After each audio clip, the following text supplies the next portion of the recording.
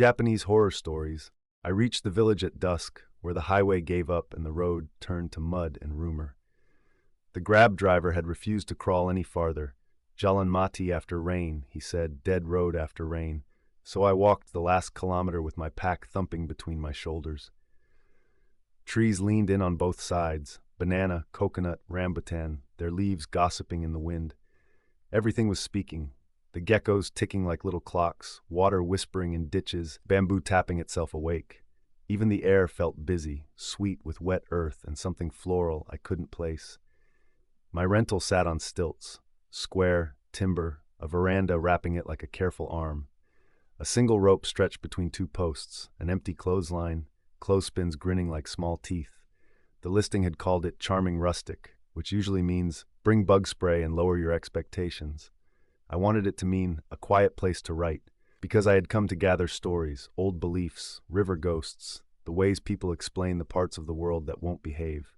The host, Maksidi, met me at the steps. Her scarf was loose, her face lined in a delicate pattern that would have been pretty on a teacup. "You're late," she said, then softening. "Never mind. Come in. The floor is clean. Shoes at the door." Inside, woven mats, old team photos, a brass kettle with a nicked spout. She pointed with her chin. "Bathroom is there. Bucket shower. If you need anything, I am next door." She paused, hand on the frame, listening to the rain. "And don't leave your clothes on the line overnight." "Because of the rain?" I asked. Her mouth made a shape between smile and warning. "Because of the night," she said, and was gone. I remembered only when the heat finally dragged the day off me. My shirts still damp from Kuala Lumpur. If I didn't wash them, they'd sour by morning. I filled a blue tub at the backyard tap, hands burning from the cold, and worked the soap through fabric until the water clouded. From a travel bottle I squeezed jasmine softener, city habit, and the scent unfurled, soft and clean, almost enough to believe the jungle was a hotel lobby. I wrung the shirts and pegged them one by one. The first slapped my cheek, a wet hand in the dark. I smiled at myself, the city idiot, and kept going. The jasmine drifted outward, delicate at first, then confident, like it had found a wind of its own. The geckos went quiet. The rain grew a little voice inside it. Past the rim of my headlamp, the banana grove breathed. I felt watched and told myself it was the big leaves, slick and shining like eyes. I woke to the sound of hair being combed beside my ear.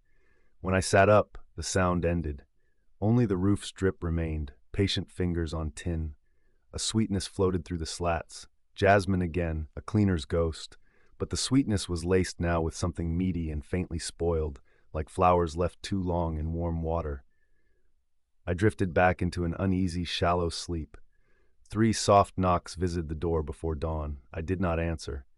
My shirts were there in the morning, dry, whiter than they'd earned. "They could have gone," Maksidi said when I told her. "The wind is tricky." She didn't look at the line when she said it. The village moved at a pace you could hear. Children's voices braided with the river's brown laugh. A man selling fried bananas smiled with only half his mouth. When I asked a fisherman about the grove, he looked at my fresh shirt, then the sky. "Don't whistle at night," he said, "and don't hang clothes."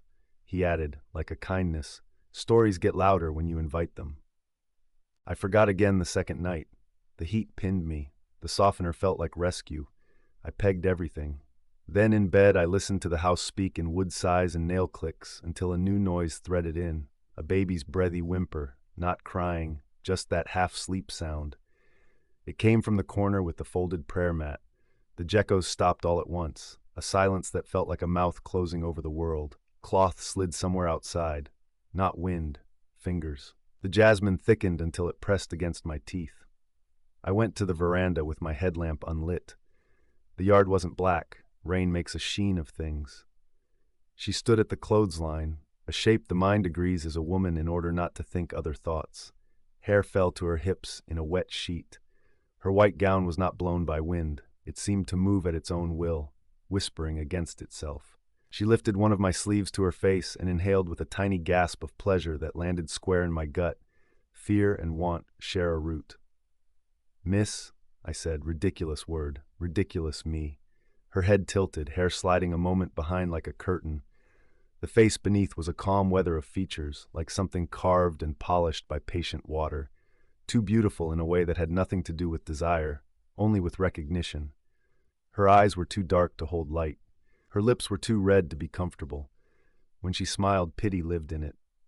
"You smell like rain," she said in Malay, a breath more than a voice. "Laundry," I said, because my mouth thinks it can negotiate with the night. Footsteps creaked behind me. "Don't look away," whispered Maksidi from the door. "Hold her eyes if you can." Two men moved across the yard, careful, like they'd rehearsed. One held a rusted nail, the other a hammer.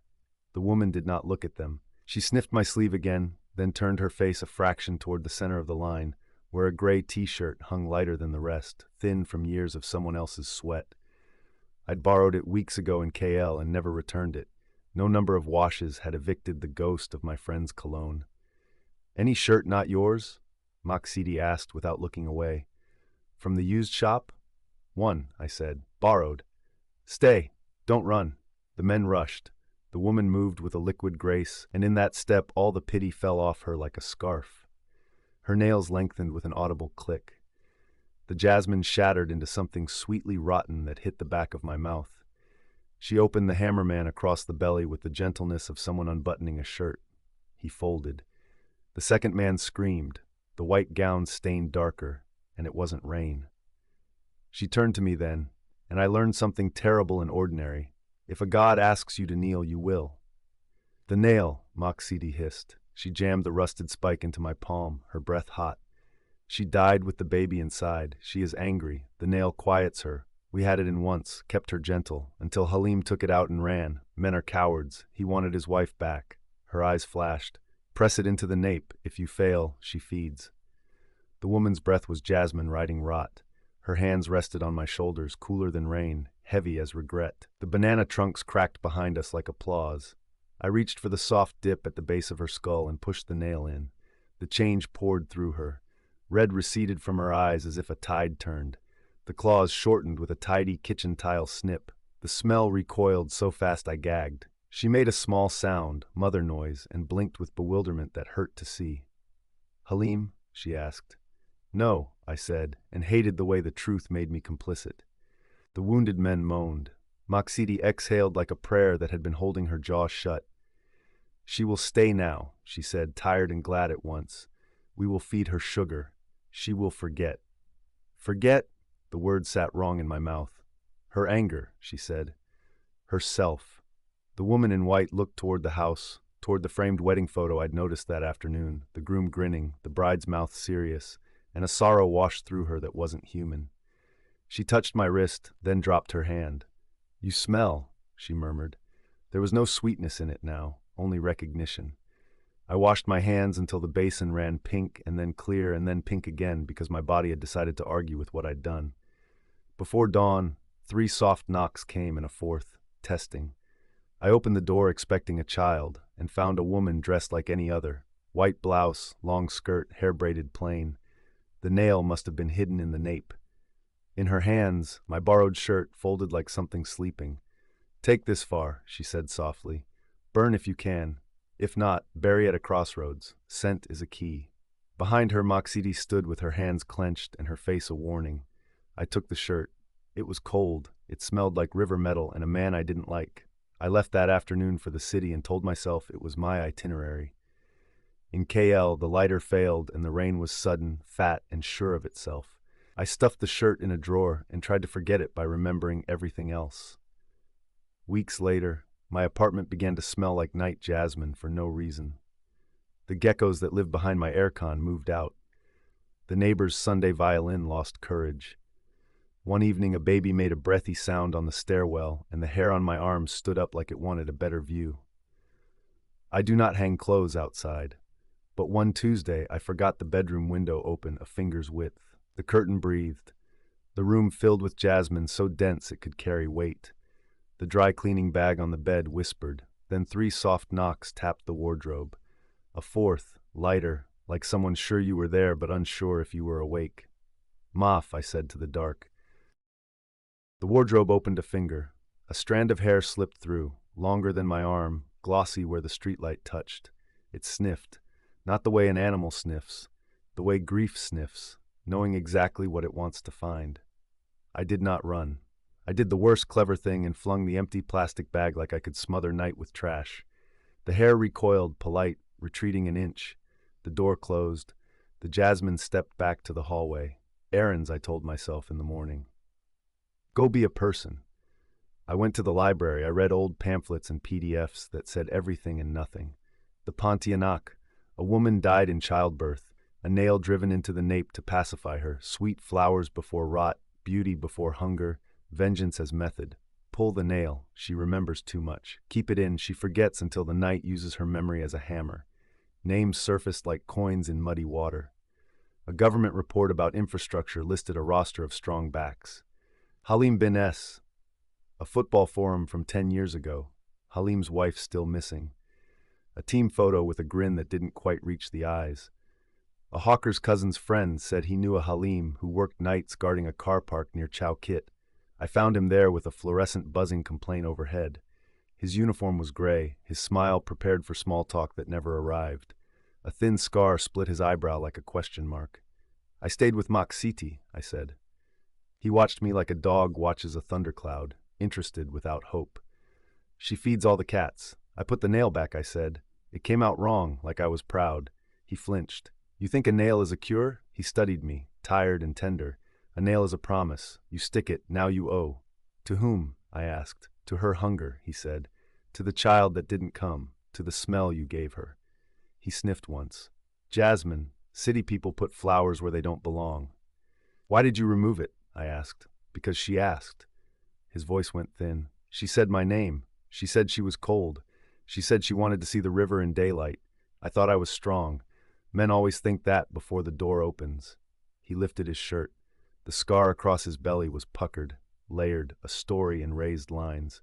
She didn't take me because someone shouted something fast and the night listened. I ran. She's in my apartment, I said. He looked past me into a place I didn't want to turn and see. Then you must choose. He counted on his fingers like a schoolboy. Keep the nail in and feed her memory until it turns into a pillow. You will be her keeper. Or remove it and give her a name she can take with her. Bring her to me if you're cruel or kind. I don't know the difference. Or run. He smiled that dog at thunder smile. You already know how far smell travels. Will you help me? I asked. I didn't help me, he said, and wrote his number on my palm with a bleeding pen. Call when the rain gets loud. It got loud that night. Thick drops like coins, roof speaking in tin drum. I set the borrowed shirt in a plain backpack in the center of my floor and killed the lights. The jasmine arrived as silence first, then scent, then a weight in the room that made the wall clock sound like a hammer. The door chain lifted itself without argument. A ribbon of hair slid through the gap and found the backpack with the certainty of water finding a slope. That is mine, she said, not wheedling, not kind, a fact the world had grown around. Take it, I said. Surrender is sometimes strategy. The hair tightened around the bag, and she drew it gently toward the hall. She did not cross the threshold, a rule then, or a memory of courtesy. I could see a sliver of her dress, white that made the hallway grime look like deliberate shadow. Wait, I said. I want to give you something else, not mine. I used Halim's name. The hallway curdled. Pipes shivered. For a breath, the building felt off its foundation. Where? She said. Not a question, an instruction to the air. Where the clothes can see the sky, I said, because my mouth trusted metaphors more than addresses. The rooftop laundry was a deck of wet concrete and blue barrels and lines strung like notes. The city glittered around it, making saints of cheap meat on billboards. I set the backpack on a plastic chair and waited. Halim arrived, moving like a man who'd taught his feet to do the thinking. He didn't greet me. He folded his hands like he expected a referee's whistle. We didn't wait long. She didn't walk through the door. She was simply there, a column of white at the roof's edge, hair pooling like shadow. Her eyes held the moon the way ponds hold secrets. The jasmine made the whole skyline feel counterfeit. Say it, I told Halim. I am wrong, he said in Malay, each word stepped on carefully. I took it. I ran. I left you with the door closed and told myself the river would wash it. The world seemed to lean toward him as he spoke. He sank to his knees. I thought you were a ghost, he whispered. I made you one. Her smile belonged to mornings after prayer. Anak, she said. Child. The word broke in her mouth. The hair woke like 1,000 obedient snakes, her nails rehearsed length. I reached for the nape and felt the nail there under skin that had forgotten heat. "If I pull this," I said into the night's ear, "you will remember everything." "I remember enough," she said, and listed what she didn't need my help to recall. The room, the rope, the dark that came too fast, a girl who thought pain would make the world quiet, a man who stood in a doorway and counted his heartbeats to give himself courage, and then used them up running away. I asked a small, selfish question. "If I let you have him, if I pull it, will you leave me?" "We will always know each other now," she said. "Your smell taught me you." She said it without cruelty. Facts don't need knives. I pulled the nail. The sound was not metal on bone. It was a sigh uncoiling through her spine into the lines above us. For one heartbeat, she leaned into my hand, a woman remembering weight. Then hunger arrived the way weather does, complete, uninterested in witnesses. She flowed. There was no lunge, no howl. Halim's cry didn't have time to become itself. When it was done, the city kept being the city. Train brakes far off like someone dragging a chair, billboard woman laughing with all her teeth, a motorbike stitching a red seam across the night. She stood very still. Blood had a way of not being where you expected it, and being everywhere else. She looked at me with a teacher's solemnity. "He shouldn't have left," she said. I held the nail. It felt like a splinter that thought too highly of itself. "Do you want it back?" I asked. My voice embarrassed me. "No. It was never mine. It belongs to people who think quiet means safety." She bent, lifted the borrowed shirt as if it were a sleeping cat, and placed it in my arms. "Don't hang this where the moon can smell it," she said. I arrived at the old ryokan just after sunset, at that hour when colors run thin and sounds carry too far. The village had already disappeared behind a fold of cedar and slate, and the road became nothing but wet leaves and grit under my shoes. "You'll hear the sea even when the air is still," the woman at the bus stop had said, like she was describing a memory that didn't belong to her. "It's the slope. It throws echoes." She'd smiled, then looked past me to the tree line. "Don't stay late." I wasn't planning to. I was only supposed to spend one night recording room tone and natural ambience for a small documentary, just tatami creaks, wind through bamboo, rain in the eaves. The owner of the property met me at the gate, a stone arch twisted with vines, and pressed a key into my palm. "Front lock's fussy," he said. He wouldn't go inside with me. He kept his boots on the threshold like it was a dock, and the interior was deep water. "People say things," he added, eyes on the mountain. "If you must work here, leave a pinch of salt inside the door. It's old-fashioned, but my grandmother swore by it, for crossing." "Crossing what?" I'd asked. He looked like he wanted to answer. Then he didn't. He nodded once, the way you nod at a storm, and left down the path without looking back. The frame groaned when I slid the front door open. The air had that particular ryokan smell: rice straw and cedar planks, camphor and distant water. The entry lantern was a paper plum blossom, browned with time. Somewhere far inside, something dripped at a steady tempo. I set my bag down and did what he'd asked without fully knowing why. I shook a little salt on the threshold, a nervous gesture, like clearing my throat. I told myself the prickling at my scalp was the cold, that the black rectangles of shoji should look like that at night, that it was just unfamiliar. Unfamiliar was where you found the best material. That's what I told new sound techs. Don't go where it's noisy, I'd say. Go where the quiet has a shape. The quiet here had a shape. It seemed to lean. I walked the corridor, setting tiny mics where the boards made the softest sighs. My recorder's red light winked alive. I announced the date and time for the file slate, my voice sounding smaller than I expected. "Test. Tatami, room tone, hallway, 2240. The red light blinked. Somewhere behind a closed screen, water answered with a soft clink, like someone touching a glass. The room at the back opened on a garden gone to wilderness, stone lanterns bearded with moss, bamboo fallen into a tangle. The moon made the rocks look like sleeping things.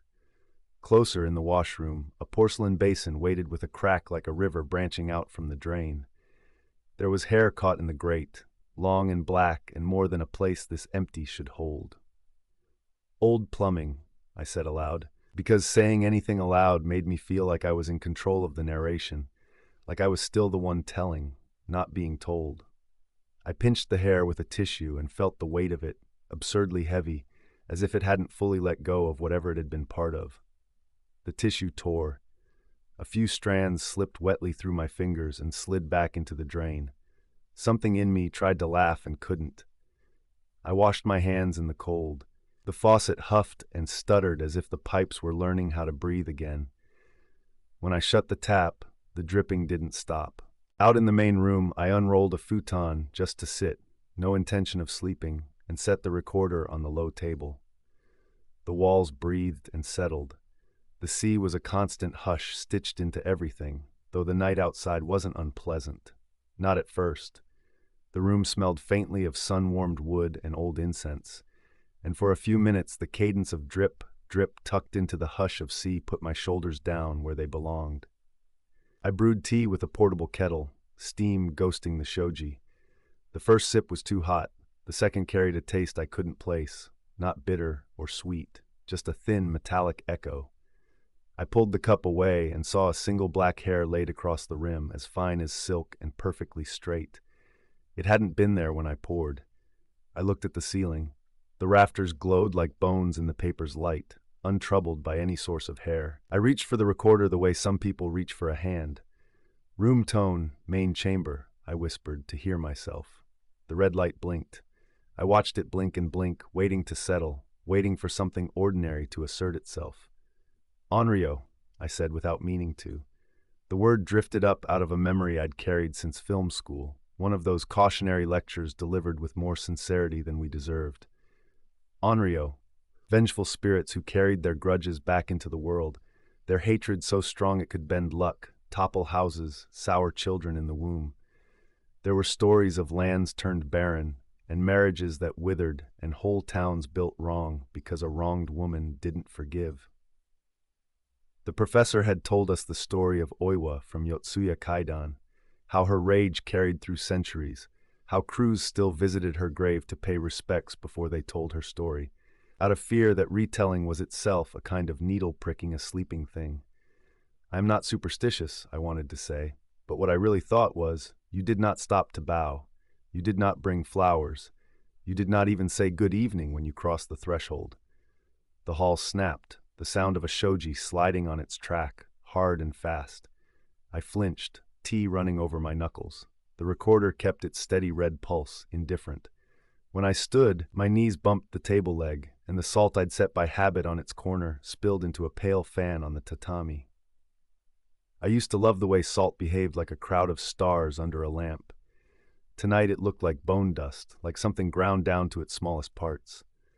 I told myself to walk the hall and check the door. The floorboards answered with soft, polite groans. The corridor ran longer than it had before. I swear that's true. The far lantern seemed farther.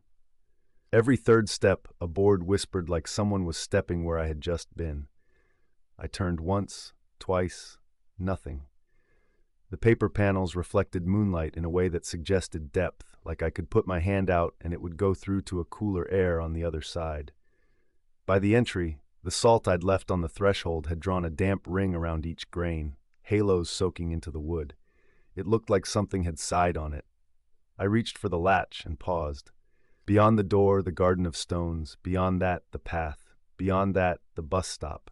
Beyond that, the world where stories were things we made, not things that made us. I slid the door open. The garden smelled of wet earth and faintly camellias, out of season and impossible. The bridge over the koi pond had collapsed into a crooked smile. In the dark water, my reflection looked wrong. Not unfamiliar, wrong, as if my eyes were an inch lower than they should be. Something brushed my ankle. I jerked back, heart kicking. It was only a coil of hair, long as a rope, pulling itself slowly through the drain between the stones, as if the earth had grown it. The mouth of the drain yawned like a coin slot swallowing a ribbon. "I'm leaving," I said aloud to someone generous and reasonable who might let me. I widened the door and froze. My salt on the threshold had been pushed aside, not scattered, shifted. The grains made two long strokes like the marks of someone's trailing fingers, coming in or going out. "I'm leaving," I said again, louder, as if volume could make it true. The wind moved, and the paper lantern at the entry shivered without swaying. My phone vibrated. A message from the producer. Did you get anything good? I typed room tone. Hair. Maybe nothing. Then I deleted hair. I wrote yes. Plenty. And then, absurdly, I typed Onryō and deleted that too. When I turned, there was a silhouette at the end of the hall. Not one shape, two fainter ones beside it like after images that had forgotten to fade. The central figure was the clearest. A woman in a white kimono by the look of the sleeves, hair cascading to the floor like a waterfall unspooling sideways, face a pale oval with the wrong kind of stillness. She didn't move. The edges of my vision pulsed. A trick of the lanterns, I thought. But the thing at my ankle pulled again, and my instinct made a small, embarrassing noise. I stepped backward into the room, hand out for the recorder. My fingers hit the table, then the tiny rectangle of certainty, warm from the tea's steam. I hit record without looking. Main chamber intruding noise, I heard my voice say, as distant as if I had left it behind on the bus. The figure resolved another inch, as if the hallway itself were a lens I was slowly focusing. One of the after images peeled off and stood a pace to the left, as if the air were making room for it. They were not after images. They were two more women, almost the same pale shape, only the shadows on their faces fell differently, like masks made with one mistake. A quake rattled the rafters, a real shiver of the house that knocked a cup from its saucer. I grabbed the recorder to steady myself and it clicked against the table. The quake let go as quickly as it came, leaving the impression of hands still on the skin of the house. "You're angry," I told the doorway, "because you compute what you can, you label it, you make it smaller. I'm sorry, I didn't." A laugh tried to break out of me and couldn't. "I didn't bring salt, not properly." A sound answered, not a voice but a wet, soft tapping traveling along the baseboards, left to right, like someone dragging their nails through the seams. The women did not move. Their stillness was a pressure in my chest. A smell crept in around the cedar and the tea, sweet first, like flowers, then like the water the flowers had sat in too long. The camellia scent again, drowning under something meat-sour, body-warm. I had a stupid thought. At least there's no child. As if that would have made it harder. As if the absence of a small silhouette was mercy. The nearest woman tilted her head. The angle was not human. The hair followed the motion half a heartbeat too late, lagging like it belonged to a different time. My recorder, still running, sizzled with a soft static, the kind I get when two signals interfere, harmonics riding over a tone. Beneath the interference, I heard something like my own voice feeding back. Then I realized it was my voice, slate lines, the mundane housekeeping we do for files, date, time, take numbers. The device was looping through old sessions without my touching it, as if naming all the rooms I'd ever been in could pull them into this one. "Stop," I told the recorder. The red light kept blinking. The drift of voices layered themselves on the air. Alley at midnight, train platform at noon, shrine at dawn. In all of them, my voice. In all of them, the quiet I'd saved from various places around the world. "Stop," I said again, setting it down like it was hot. The women moved, not the way a person chooses to move, but the way a lantern's flame leans when a door opens elsewhere. Their sleeves brushed the paper as they came, not touching it, changing it in small ways. I took a step back and felt salt grit under my sock, a strange relief, the ordinary scratch of crystals on tatami, something I could name. Stories say you can ward a threshold with salt. Stories say a lot of things. My grandmother had scattered it along our door whenever a neighbor died. "So the sadness doesn't come in," she'd say. I crouched and dragged the edge of the spilled fan into a line. It didn't feel like protection. It felt like drawing in kindergarten, pretending that a blue streak was a river no one could cross. But when I stood up, the leading woman paused at the line, head still tilted. Her hair spilled forward, curling at the edges like smoke. Beneath it, I saw the side of her face for the first time. Her eye was too large. Not beautiful large, wrong large, an inversion of proportion that made a child part of my brain want to step behind someone taller and wait. The skin around her mouth looked thin as paper and vaguely torn, as if she had smiled too hard once and never quite stopped. I could not see her feet. Of course, I couldn't. "Oiwa," I said, because naming is what you do when you don't know how to pray. I won't tell your story." The house breathed in. The three women leaned in the exact same degree, three halves of one motion. Something flickered behind them, red, then gold, then smoke. It took me a heartbeat to understand I was seeing more than one time at once. Lamps from one century, electric light from another, a section of wall with a mirror where my face did not line up with my body. The recorder chimed softly, and my voice came out of it talking about a different project entirely. Yotsuya. Sound tests. Take one. I hadn't recorded that today. Not ever. Yet there it was, me, auditioning a verse from the old play as a lark years ago, mimicking the creeping whisper on a dare from a fellow tech. You, who caused my disgrace. My voice thoughtless and 22, too certain the world was a place where fiction stayed in its lane. The hair on my arms rose grain by grain, like bristles lifted by static. You can curse a lineage, I said, astonishingly to the quiet, and a house, and a marriage, and I don't want to bring this home. I don't want to carry you. My voice cracked. I looked stupidly around for something to offer. The tea, my bracelets, the jade my mother told me to wear when I traveled, green like a wet leaf short of spring. I unclasped it and set it on the line of salt like it might stand in for a bow. I will pay respects. I will bring flowers in the morning. I will close the door. A sudden wind rattled the paper screens. Only it wasn't wind. It was the tottering sway of a house remembering a fire, wood gasping in small, sharp breaths. Heat hit my face and then was gone, leaving a chemical aftertaste in the back of my throat. The women didn't blink. That was when the second twist of fear arrived, deeper and cooler than the first. I had thought their anger was about me. Not wrong, just incomplete. Their raw edges were not aimed the way a knife is aimed. They were a storm. Storms are annoyed by prayer, the way the sea is annoyed by light. But storms have eyes. Who wronged you, I asked, the way you asked the sea its true name, expecting it to answer. Tell me and I'll carry it. I'll take it to him, or to his grave. The recorder popped and changed my voice to a stranger's. Tell me and it repeated in a bass that wasn't human. The leftmost woman slid her sleeve aside. Underneath, her arm was narrow and long and delicately wrong, like a brushstroke painted by a hand trying to remember a wrist. She extended it until the cuff hovered over the salt line. A curl of hair dripped from her fingers and drew a circle on the tatami with its wet tip. It was a circle I recognized, 2 concentric rings. The mark of my family's seal simplified and stylized my whole life into jewelry and letterheads. My stomach folded into itself. My mother's jade sat on the salt, bright and useless. I didn't do it, I whispered, which is what guilty people say, but also what children say when they finally understand the size of inheritance. An image arrived in the back of my mind. My great-grandfather, smug in a photograph I'd always hated, standing with a troupe of actors in Edo-era costumes, a stagehand in a world where stagehands could ruin a woman with a jar of medicine and a lie. Their grievance was old. It had no patience for me. I did what fear always forces me to do. I moved. I stepped forward and dragged the salt line into a closed circle around myself, then into another around the recorder.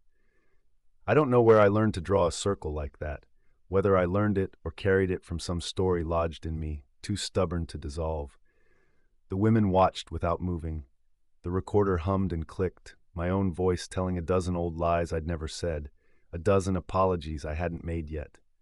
I felt the tatami's straw tickle my shins through my jeans. The house swayed again, and a hairline crack wandered down the plaster, searching for the floor. I am sorry, I said. I am sorry for what he did and what it did and the way it stayed. I am sorry for the joy it cost you. I am sorry for your descendants who never were. I am sorry for every room you could have warmed and didn't. I am sorry for every time we said your name like a prop, to make a scene heavier. I am sorry we told your story like it was ours to keep. The circle didn't feel like protection. It felt like a truth I had to stand inside of or not. The first woman, the one with the wrong eye and the old smile, leaned until the ends of her hair touched the salt. The grains hissed, as if they were hot, as if my grandmother had been right in a way that embarrasses science. The hair curled back, black bright in the lantern light. Please, I said. The women breathed, or the house did, or I did, which felt like all three. The nearest lantern went out without smoke. Darkness padded a few steps closer. The recorder clicked. The red light steadied in a permanent glow. My voice on it, the careless, youthful one from the Old Test, finished the line from the play and then said softly, "My name, my real name," the way a parent does when they wake you without scaring you. The circle around the recorder looked inadequate, silly as chalk. The lead woman raised her head, and something shifted in her expression that wasn't a move a face should make. Then she smiled, small, and, God help me, almost kind. She took one step back, and the after-images took one with her. The camellia scent sweetened in a way that read like permission. My heart beat up in my throat so hard the pulse filled my ears. "Thank you," I said. I almost bowed and caught myself, unsure whether that was respect or provocation. The women drifted down the hall. They did not turn, nor did they dissolve. They simply receded like low tide, leaving a glitter of damp on the boards. When they were gone, the house straightened. The tea stopped shivering in its cup. The hair that had slithered through the garden drain lay curled at the edge like a shed thing, cooling in the night air. I didn't sleep.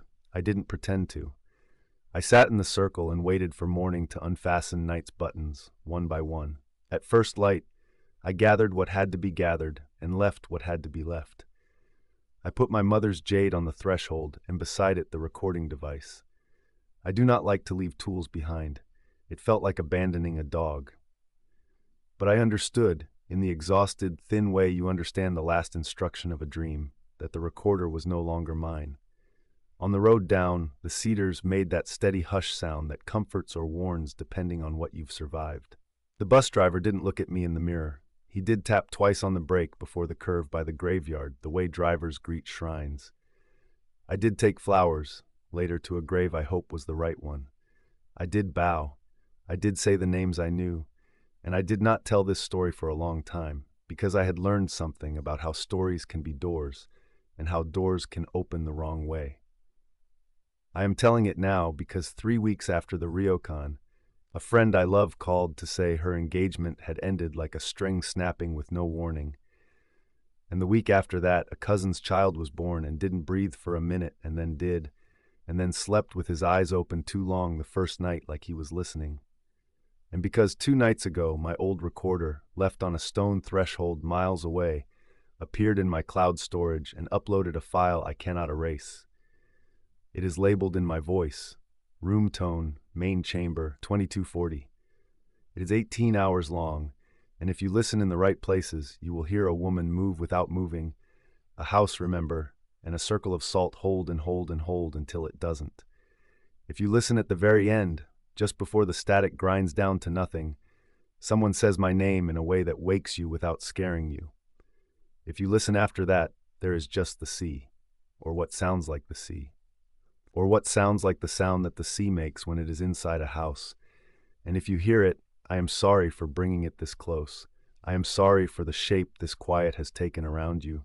I am sorry, and I'm asking the same thing I asked then. Please. I didn't go to the mountains to hunt ghosts. I went because my editor wanted a glossy feature, ancient yokai in the modern eye. And because the trains south from Tokyo are warm and drowsy in late autumn. And because after the city's glassy noise, the idea of waterfalls and cedar appealed to the tired animal in me. The town of Yugashima, folded into the Izu Hills, still sells postcards of Jorin Falls, white water thrown over black stone like silk. The old stories say a woman lives there who is not a woman at all. By the time the bus wheezed to its last stop, dusk had smeared the ridges into ink. The driver pointed me down a lane with a soft wave, as if not wanting to say the name of the place aloud. The air smelled of wet cedar and tatami, straw sweet and a little sour, though I hadn't seen a single mat yet. Rain stitched the cool air. Somewhere, the waterfall muttered. I was still shouldering my bag when she stepped out from under the eaves of a shuttered tea house. A woman in a simple cream kimono, hair pinned so neatly I saw the glow of the street lamp caught in each strand. "You're the writer," she said, with the certainty of someone who had been waiting. "The man from Tokyo." "Yes," I answered, surprised at how quickly my throat was drying. Up close, she was beautiful in the way stage lights make faces beautiful. Every angle exact, every movement soft. She smelled faintly of camellia and rain. "You'll want a place to put your things," she said. "There's an old house the owners let visitors use. No one comes this time of year." She gestured down a narrower lane, already going ahead without quite checking if I followed. I did. The house crouched behind bamboo and a low, mossy wall. Paper lanterns hung unlit along the eaves like empty cocoons. Inside, tatami gave a soft, dry sigh under my socks, and the faint dust light that lives in abandoned places floated in the beams. The woman slid open the shoji and showed me the room where I would sleep. The futon was folded, a kettle set beside it, as if someone had known I would arrive hungry for boiled water. "I'm Aya," she said. "If you need anything, go to the tea house before the streetlight turns off. After that, we don't serve." It wasn't until she had slipped away that I realized she never told me her surname. Night in the mountains falls like a door. I spent the first hour pretending to work. I set out my recorder and notebooks, lined my pencils parallel on a low table, scrolled past ancient woodcuts of yokai on my laptop, women with too long hair, priests with no faces, shadows that learn to walk. The Jorogumo, the caption said, a spider that can become a woman. Hunters are lured to a quiet house by a beautiful stranger, silk threads where they shouldn't be, a lullaby of strings. Bodies bound like moths. It felt like reading about the weather while the storm was forming outside. At 9, the streetlight blinked out. The house creaked softly, old wood easing itself into the night. From far off, the waterfall carried a steady whisper. I made tea and drank it greedily, grateful for the heat in my hands. The first strange thing was so small, I almost decided not to notice it. A single gold filament across the doorframe, so fine it would have been invisible if the lamp hadn't caught it. I touched it without thinking. It clung to my fingertip with a sticky, thrilling certainty, like something that had chosen me back. I rubbed it away and told myself, the place is empty. Spiders live in the corners of the world. This is nothing. The second thing was sound. The house made a quiet clicking like distant rain on bamboo, except the rain had stopped and the click came in patterns, 3 quick, 1 slow. I set my cup down and the porcelain gave a chime so sharp I flinched. Then silence again, except for the waterfall and the tick-tick-tick of my pulse. I unrolled the futon. I lay down and watched the shoji breathe with the draft, watched the dust drift in my lamp's circle. When sleep found me, it found me badly. I dreamed the safe dream of research. Text on glowing screens, woodblock prints, the neat line of an ukiyo-e woman's profile. But the woman's hair in the dream fell not as hair falls. It fell in strands with a purpose. It fell as web. I woke to weight on my chest. Not heavy, like a cat settling, like a hand placed gently but insistently. My eyes felt dragged open by threads. Above me, the ceiling beams were lost in darkness, except for a shape that held itself to the wall with not 2, not 4, but many points. The shape melted when I blinked, and I told myself it was a trick of tired eyes. The weight on my breastbone lifted. Breath returned in a hard rush.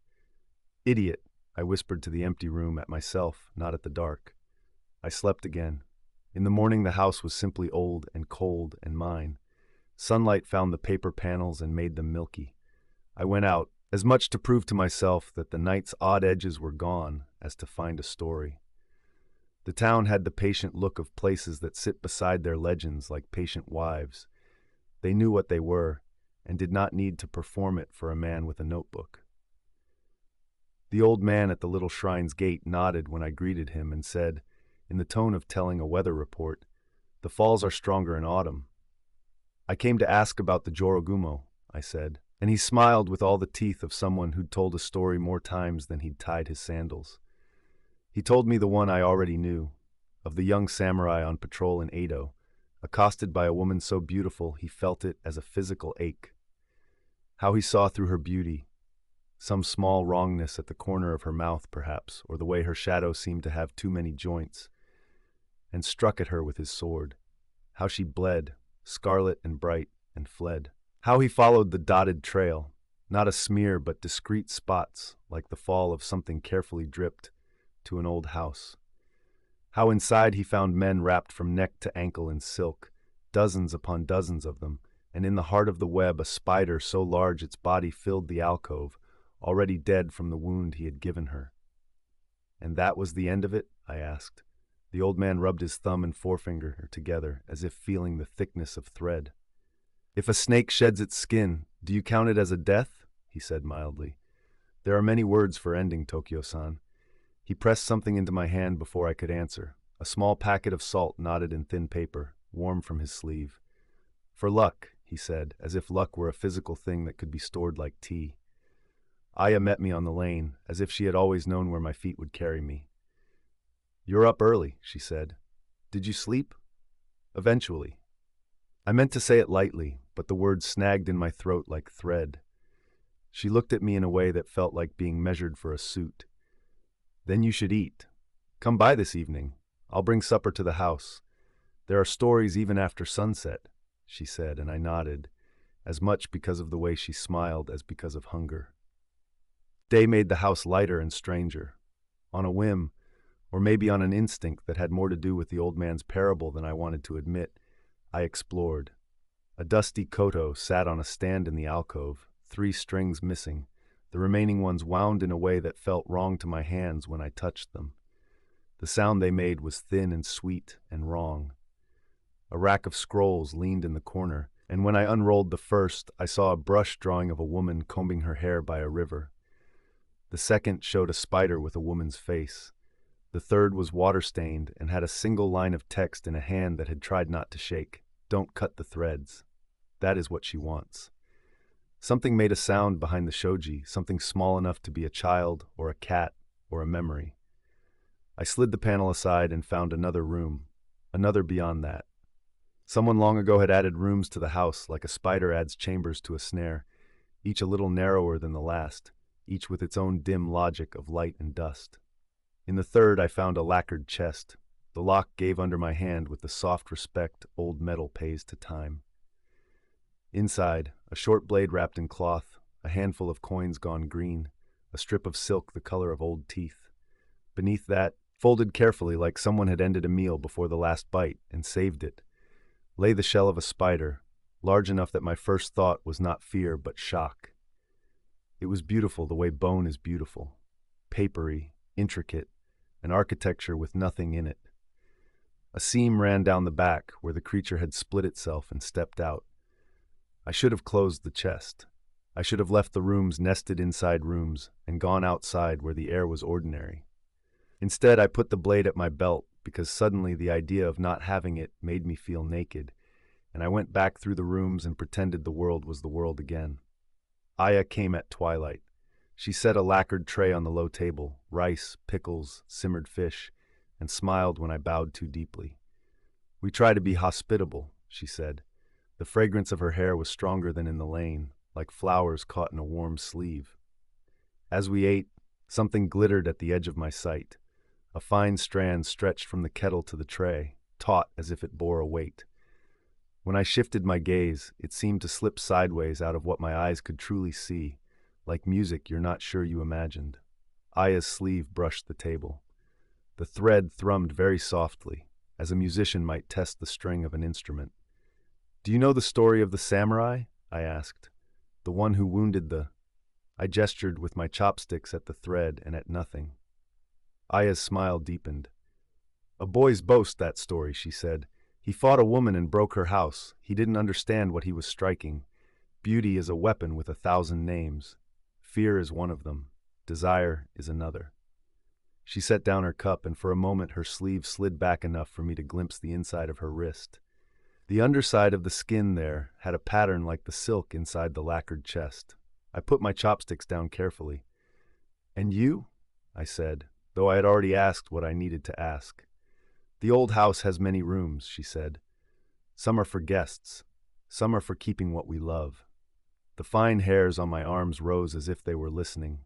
Behind the shoji, the light snagged and moved in a way that was not wind. The kettle gave a small noise, as if something had tapped it with a fingernail. "You should sleep," she said, voice as soft as the rice in my bowl. "You've come a long way."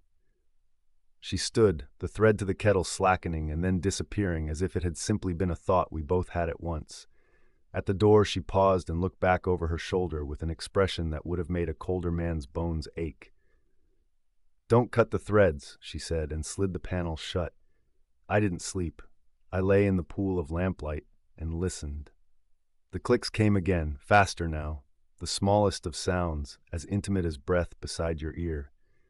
Once the lamp guttered, and the shadows in the corners furled themselves like legs, and then unfurled again. When I couldn't stand myself, I rose and took the blade out of its cloth and felt suddenly as if I were a boy again, playing at heroes with a kitchen knife. The short sword's edge was not sharp, but it had the stubborn will of metal in it, and that was something. The strange thing about a trap is how it looks like safety until it tightens. When the weight came again, soft, certain, I did not pretend. I swung the blade up and heard it bite something that wasn't air. A sound rose around me like a plucked string magnified until it became a scream. The lamp glass shattered. The room flashed between light and dark, and what I saw in that stuttering was a woman above me, and not a woman.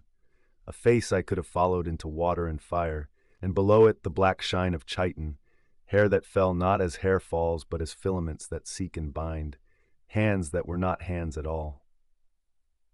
I ran, which is what cowards and heroes both do when there is nothing else. The house breathed around me, rooms within rooms, the threads at ankle and wrist tugging with a lover's insistence. Twice I fell, and when I put my hands down they came away sticky and silvered, and both times the blade answered the way a blade can answer, with the clean arithmetic of cutting. The clicks rose in pitch until they were almost laughter. The lacquered chest was where I had left it, except the room had shifted around it the way a dream shifts when you look too closely. The husk in the chest was lighter than paper in my hands. I held it up and understood, in a clear and empty way, that no samurai had killed anything in this house. He had interrupted the wrong moment in the wrong room and left believing in a lie because it made him the hero of his story. Behind me, Aya's voice, close as the nape of my neck. Curiosity kills more than cats. I turned, and she was herself, and then she wasn't. Something in her unfolded, and elegance turned inside out. Threads lifted from her sleeves like mist. She didn't so much move as gather, the way a web gathers around what it has wanted all along. Why me? I heard the fool in me ask, buying time. Because you came, she said simply, as if that explained everything. Because you looked. Because you will taste like a city forgetting its sleep. She reached. The silk kissed my wrist and tightened. The packet of salt in my pocket burned cold against my thigh like a small decision. I tore it free with my teeth and spat the paper and flung the salt into the air between us. It burst against the threads, and the air filled with a smell like raw silk singed on a lamp. The threads recoiled, silver turning to ash where the grains struck. Aya hissed, not a human sound, the sound a tensioned wire makes when it snaps. She surged all at once, and the room went small and the ceiling went near, and the blade in my hand was only a line against an ocean of legs. I dragged the lamp down and it fell, and the oil hissed across the mats and took fire. Flame eats silk greedily. The room's corners tried to clench shut.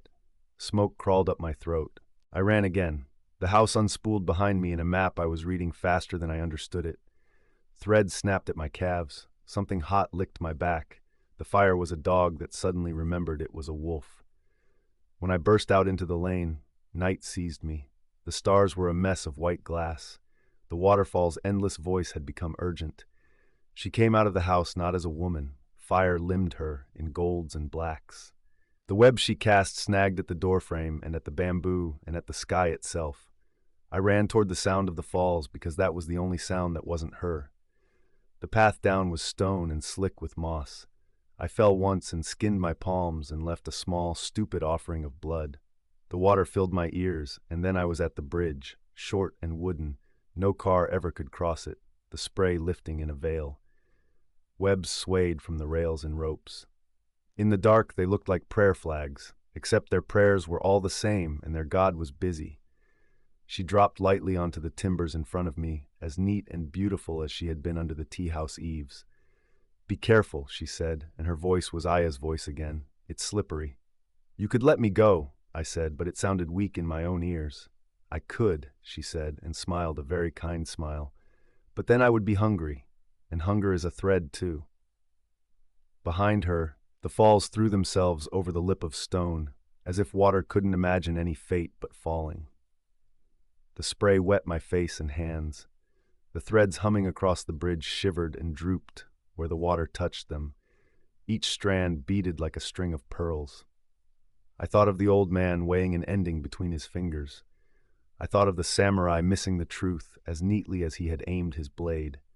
I thought of desire and fear and how close their tastes were. I stepped sideways off the rail and into the spray. Cold took me in the ribs.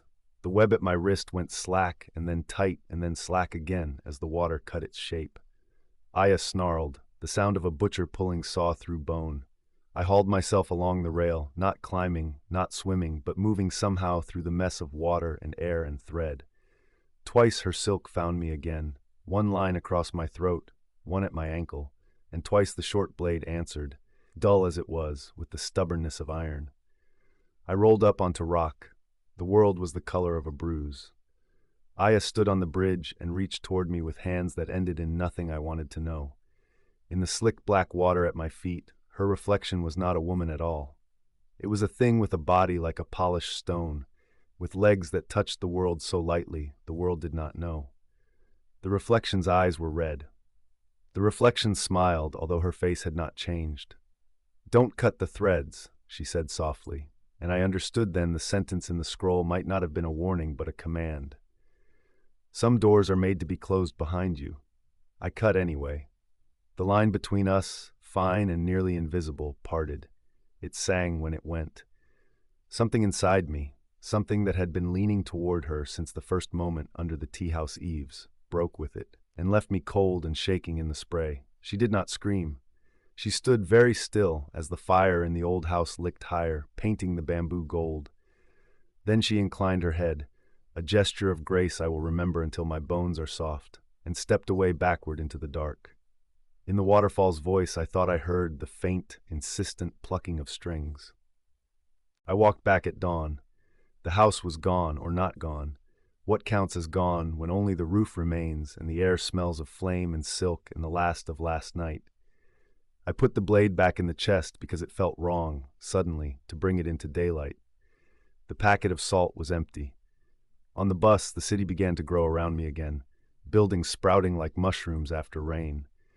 I slept in jerks and woke to the tunnel's black and the windows' mirrors. In the glass I saw myself, tired, damp, a man who had not been brave so much as lucky. On my wrist, under the cuff, something itched.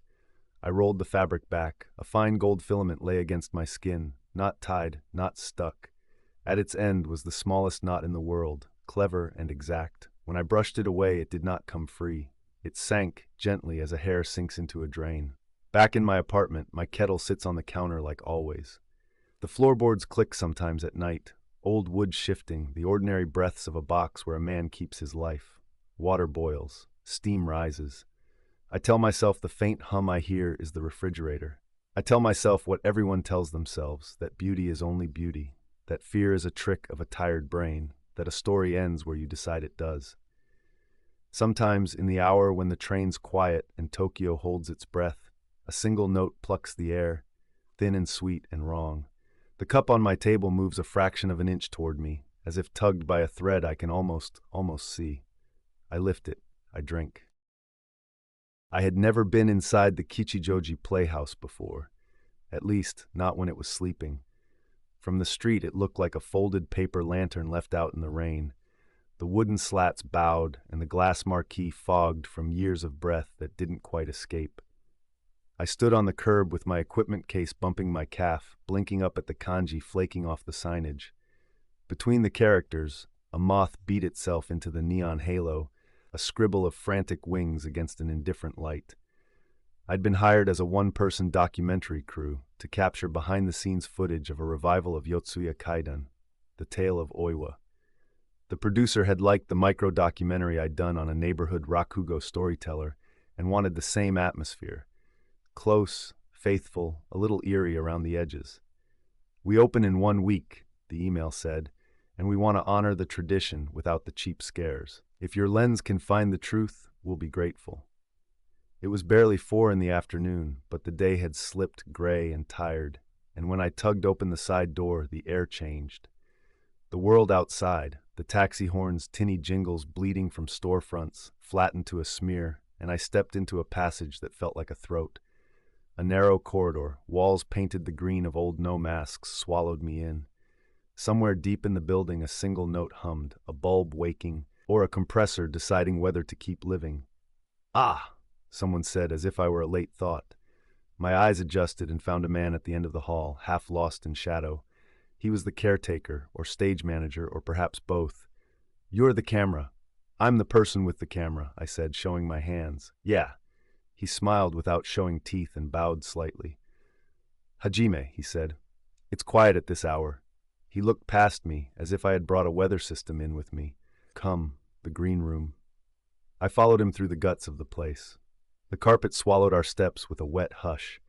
It had that particular theater smell, old fabric and dust and the faint sweetness of camellia oil that clung to the ribcage. Posters lined the walls, bold actors with painted faces and tragic eyes, production photos of women half turned from a light, a composer caught mid-gesture, fingers like spiders. Every few meters a handwritten sign warned, "No food by costumes, no open flames near wig stand, announce when entering stage left." We passed the stage. It yawned like the mouth of a dark well. The set was a half-built skeleton of a house, sliding shoji screens, a low pine platform, the crooked rectangle of a doorway to nowhere. Hanging above it were paper lanterns not yet lit, pale bladders drifting in the grid. A ladder hunched against the proscenium like a folded cricket's leg. Hajime kept his hands behind his back, as though he might need them to catch a falling silence. "If you need outlets, call for me," he said. "If you get turned around, stand still. The path will find you." He stopped at a door peeling at the corners and rapped his knuckles on it. "And please, before you begin, we greet her." He pushed the door. The green room was warmer, crowded with the smell of starch and hairspray and old wood that had memorized 100 hands. Mirrors ran the length of the room, bulbs around them cool and glass-eyed. On every countertop were the tools of transformation. Brushes like tiny brooms, compacts bleeding powder, tubes and jars of creams and paints labeled in careful kanji, a row of combs whose teeth were long enough to border on menacing. Wig stands lined the back wall, a congregation of bald heads with pinned hairpieces, sleek, lacquered black, perched like obedient creatures waiting for their bodies to arrive. And in the corner on a low shelf lay a small shrine, a faded wood placard with Oiwa hand-painted in ink that had bled into the grain, a teacup for an offering, a little dish where someone had placed fresh umeboshi, and a tiny mirror, its silver clouded around the edges. Hajime reached for the dish and straightened a tiny flower beside it that had drooped under its own charm. "We greet her," he said again, softer. "Even the careless do. The careful make certain. I don't believe in much, certainly not in ghosts, but I've learned the courtesy of rituals that predate me." I bowed to the shrine. In the small mirror, my face blurred like a mind that didn't want to remember me. "Good," Hajime said, approving as a teacher. "You will meet them soon. Uma-san, our director, Taku, props, and Reina." He smiled at the name. "Reina plays Oiwa." I recognized the name from my research, student showcases, a breakout role in a streaming serial. In photographs, she had a delicate intensity, the kind of beauty that seemed to glow through the skin as if lit from within. I wondered what kind of person chooses to become Oiwa, a woman poisoned for her beauty, betrayed for the same. "Have you seen the tale on stage?" Hajime asked. "Only on video," I said. "The old films, mirrors and lanterns, the paper sliding open by itself and you know it's not alone." He said. "Here the lanterns do as they please, but we keep them fed with oil. We prefer their moods to our own." He left me with the lid of the room closing soft behind him. I unpacked, grateful for the small tasks my hands knew. I set the camera on the low table and fixed the microphone mount, ran my thumb along the XLR cable, wound it, and unwound it. I set up a second angle near the room's far corner to catch candid movement.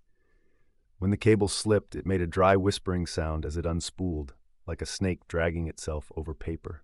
I told myself the hush had a weight because theaters hoarded sound, waiting to spend it. A pair of voices came through the wall at my left, distant, the words smudged by plaster. A laugh like chopsticks tapping. Footsteps in the hall. Then the door shouldered open, and the room seemed to remember how to be alive. Reina entered first, her face bare, a canvas. In person she was more ordinary and more arresting at once. There was a drowsy gravity to her eyes, a focus that made you feel like you were the only person she watched, and that the watching cost something to do. The director followed, Uma-san, a short woman in monochrome black, her hair so precise it seemed drawn. The props master trailed them with a crate of what looked like kitchen scraps. Gourd bottles, oiled laces, a little lacquered case, a stoppered jar. "Ah, our documentarian," Ume-san said, as if I were the last prop to arrive. "You can call me Ume." She offered me a hand and gave me a grip like a hawk's foot. "No wide shots when we aren't fully dressed. We'll feed you what you need. Trust me."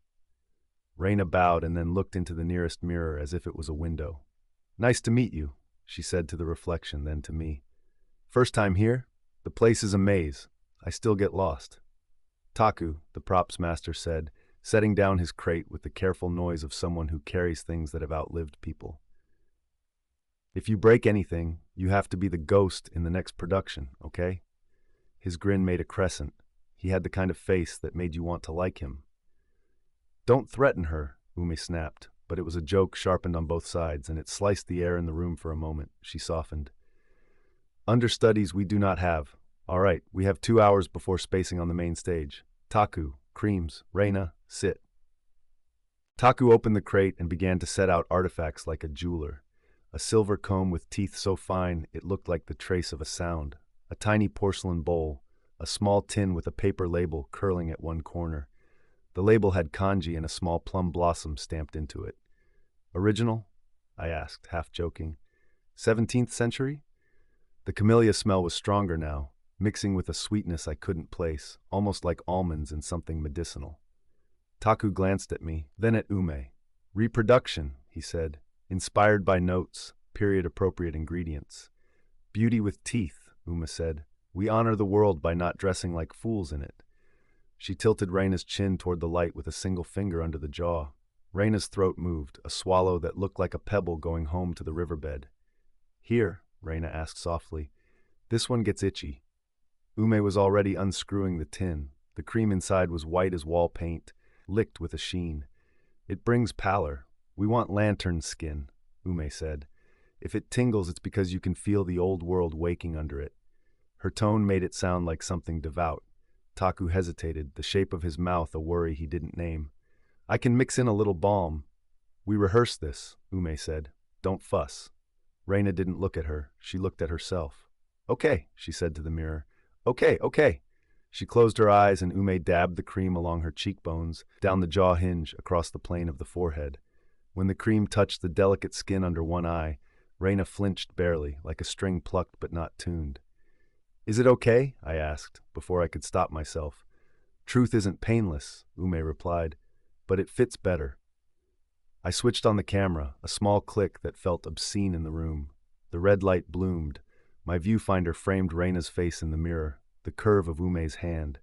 Taku in the background, fiddling with a comb, then looking at the tin, then away, as if to not see was to absolve. As they settled into their work, I floated. The lens has taught me how to move without weight. I filmed hands, Reina's, flexed on her knees, Ume's, precise and impatient. Taku's, fluttering as they inventoried the box and counted items that should not change number. Behind the ritual, the small noises stitched themselves together. The loudest thing in the room was the clack of a hairpin dropped near the floor. It bounced and rolled to a stop by the shrine, pinned to plumb. "Reina," Ume said, "look down." The actress tilted, obedient. The cream had left her skin the color of the morning before snow. Her lips, by contrast, bloomed. "It stings a little," she said. "Then it's working," Ume replied. A fly batted itself against one of the bulb covers, ticking like a metronome. I recorded it, and as I did, the audio meter on my camera twitched, then steadied. The headphones around my neck exhaled a little breath. It may have been the air conditioner sighing awake, or it might have been some other machine deciding to join the chorus. Sound that meant nothing, and so made my skin remember the past tense. By the time we moved to the stage, it felt like evening had lain down over the city and gone to sleep. The paper lanterns above the set glowed, weak suns. "Just house lights," Ume said, but the house was more awake under them. Blocking was slow. Ume moved actors around like figures on a go-board, echoing lines and then biting them off mid-phrase to replace them with music, inflection, a little more held breath. Taku hovered in the wings with his crate, ready to step in with a knife that was not a knife, a bowl that was merely persuasion. From my position downstage left, I caught Reina as she practiced her entrance. Each time she crossed the threshold of the sliding paper door, she inhaled as if the air inside the house were not the same air outside it. It was the kind of detail that turns a scene into a world, and I recorded it with gratitude. But each time, her left hand crept to the corner of one eye as if to scratch, then disciplined itself away. The camellia scent, faint as breath on glass, followed her like a field the wind kept moving. During a break, I wandered the wings and found myself beside a stack of props. Oiwa's comb, Reina would use it to smooth her hair before the mirror, glittered like it knew its own history. Beside it, the tin. Someone had wiped a smear off its lip and left a crescent of white on the list clipboard. I drew closer, the lens almost tasting it. The smell was stronger here. Underneath the sweet oil lay something bitter. I was thinking almond again, then bitter almond, then a word I didn't want to conjure, poison. But lots of things smelled like that, and this was theater, and the world was often made of suggestions. I let the idea sink like a coin into a pocket and closed the crate. The first odd thing that wasn't just a theater doing its job was so small I could have missed it. In the green room after the spacing rehearsal, I returned to swap storage cards and found the line of wig stands in the back mirrored in the bulbs. There were 11 when I'd come in earlier. Now there were 12. In the new middle seat, a head was bare. No label hung from it. Its smooth skull reflected light like wet porcelain. I stared at it until it was a joke and counted again. 12 stared back. I went to the door and peered into the corridor. No one. When I turned back, the head was tipped the slightest degree toward the shrine, less a movement than a choice in how to be at rest. "Need something?" Taku said, and I jumped hard enough to clatter the equipment case against my own shin. "Sorry," I said, more to my own nerves than to him. "I'm fine. Did you move the wigs?" He followed my gaze, his eyebrows asking what his mouth didn't. "No. Why?" "There's an extra," I said, and then it felt foolish to explain counting heads like I was an accountant of hair. He smiled carefully. "It's an old house," he said at last. "Everything breeds here. Dust, stories, even wigs. If you prune them, they return." Then he lowered his voice. "Do you need tea? Your face has..." He gestured vaguely. I started and then stopped. "I'm fine." He looked like he didn't believe that word deserved to be said so often in a place like this. It escalated not with a shout, but with an itch. By 9 o'clock, Reina's voice was rasping. The cream had paled to a chalky understory on her skin, and under the white, I saw a blush that was less becoming than inflamed. When she scratched once, she did it furtively, as if her own fingers might tell on her face. We were between scenes when she ducked into the green room alone, and I, with my camera, followed the gravity of something unnameable. She sat in front of the mirror, shoulders forward as if they wanted to grow out of her, and reached for the comb. The teeth slipped through the hair with a static whisper. On the third coaxing pull, the comb snagged and caught. Reina pulled harder. Strands came away. They clung to the comb in a dark, wet-looking snarl. She stared at the mass, then at itself in the mirror, and the mirror made the hair a river, a rip in a world. "Are you okay?" I asked before remembering that word had become a weak island in a strong sea. Reina didn't answer. She held the comb like a surgeon holds a tool that has cut more than intended. "It's fine," she said at last. She set the hair down too carefully, like it belonged to someone else and she was borrowing it. My camera caught the sideways glance she shot at the door, then back at her face. The untreated skin below one eye had a soft swelling now. A line of red edged the lower lid. The eye itself looked less round, a little tired of being held up by whatever did that job. She leaned in, then leaned in further, until the silver of the glass thinned her face into light. I watched a girl who worked for a living look at herself as if the person in the mirror worked at her as a job, and both of them were unqualified and trying to pretend they liked each other. Ume came in with that suddenness some people carry like a key. "Break's over," she said to the room and then to Reina directly. "One more run, then home and ice." The softness came late, like a thought someone had after they should have had it. "It really burns," Reina said without turning around. "Especially here." She touched the skin under her eye. The finger came away damp with something that wasn't tears. "Beauty is a heat," Ume said. "We will get you balm from the chemist." "Taku." She turned, and he had appeared behind her as if the name summoned him. "Find the cooling pads. in the mini-fridge. Taku nodded. His eyes flicked to me, then to the comb with its spoil, then to the tin. The way he looked at it made me uneasy. In some rooms, objects are just props. In that room, nothing felt like it had been invented. That's when the mirrors began to behave like doors nobody shut properly. I adjusted my camera for a close shot of Reina's face in the glass, light bouncing off the bulb ring and nesting in the hollow beneath her brow. The camera saw what the eye often misses, and the camera saw this. In the corner of the mirror's face, as if on the other side of the glass, a person stood in the angle we couldn't see. A second, smaller reflection glided. A woman's face, tilted, her right eye soft and drooping, her mouth almost smiling, almost sore. The look of someone who had come up from a deep dive with something terrible in her mouth and now politely didn't want to show it to anyone. I blinked. The face was me, distorted by angle. It was Reina's, caught in the corner lens. It was a trick of hard light and fear. And yet, when I shifted, the second face did not obey my movement. It swam lazily through the silver as if stirring the room with a spoon from another world. I pulled off my headphones and then put them back on. The audio feed was clean, only the soft hiss of electricity, but in the space under the hiss, I thought I heard hair dragging across a floor. Hajime's voice sounded in the hall. "Last run," he said, as if telling the building itself it would be left alone soon. "Then we leave you to yourselves." I followed the troupe to the stage again. Ume drove the scenes as if every second had to earn its place. Reina, perhaps from stubbornness, perhaps because actors kept a second body for pain so the first could behave, gave her cleanest performance of the night. She was not quite glossy with fever, but the fever wore her like a borrowed silk. Near the end of the act, during the moment before Oiwa's suicide, Reina lifted the comb again. Her hand trembled slightly. She looked into an empty space which the blocking indicated was a mirror. The lanterns above the set buzzed a little, and the one nearest the fly rail, settled into a deeper hum, then lifted, light inside it feathering the paper like breath on skin. From where I stood, the lantern's curve looked like an eye. Its shadow made a drooping crescent. And where darkness turned to light, for a pulse I saw the face again. Not mine, not Reina's, not anyone in the room. A woman whose mouth was full of the same terrible thing as before and who wanted me to watch her try not to swallow it. We stopped. Ume clapped once, a cut. "Hold," she said. She turned on the stage and let her gaze drop through us like a net. "Reina," she said, "you are too proud here.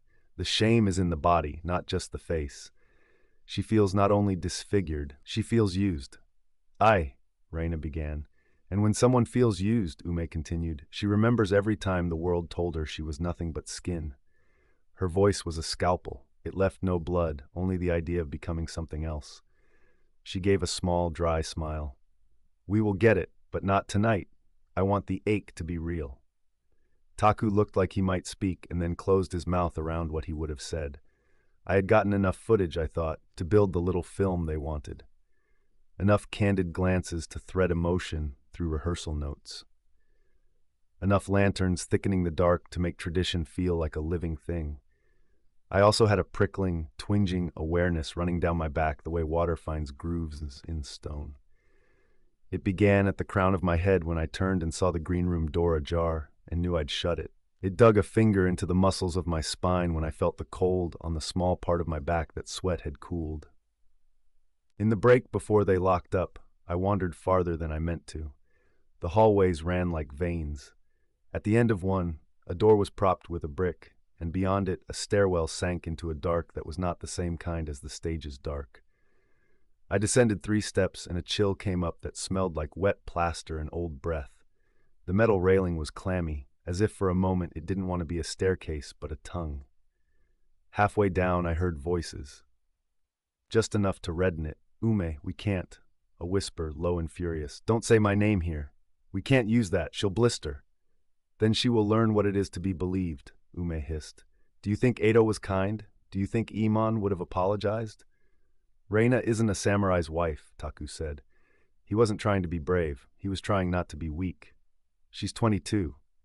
"Exactly," Ume said, and her voice lowered, as if into mirror glass. "Exactly." There was the sound of something small set on a step, the tick of metal on concrete. "Do as you're told," Ume said. or you're replaced by someone who can. Her footfalls withdrew, light, confident. I stood still until I felt like the stair had accepted me as furniture. Then I moved forward to the corner and peered down. Taku sat on the step, elbows on knees, a small metal tin in his hands, the plum blossom label angry in the low light. He was looking at it as if at a photo that only triggered the wrong memory. When he heard my shoe scuff, he flinched like an animal in a trap, then saw me and let go of something held in his shoulders. "You heard," he said.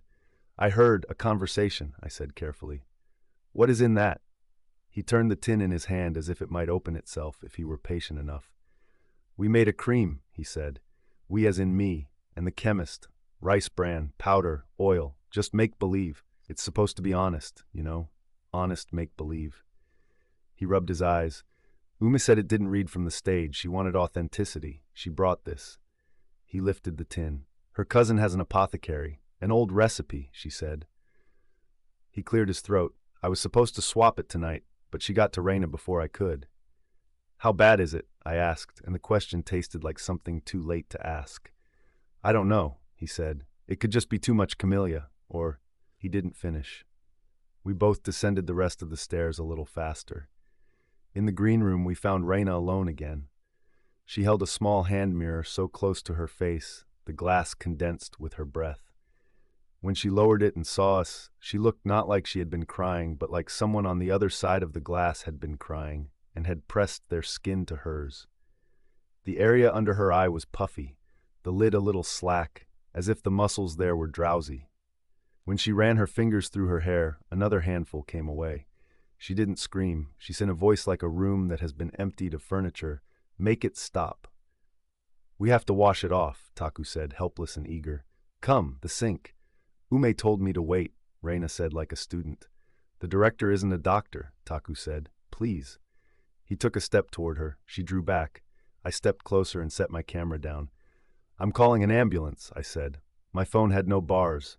I moved to the door, into the hall. Still none. The building had chosen this moment to be an island. "I'll get Hajime," Taku said, and then stopped with his hand on the jamb. The corridor had gone dreamy, edges soft, as if the walls had been painted with water. The hairs along my arms lifted and my scalp shrank like something trying to be smaller under a sky. Somewhere above us, a lantern rattled. The sound traveled the grid, a knock, knock, knock, as if someone moved from one to the next, flicking them with a fingernail.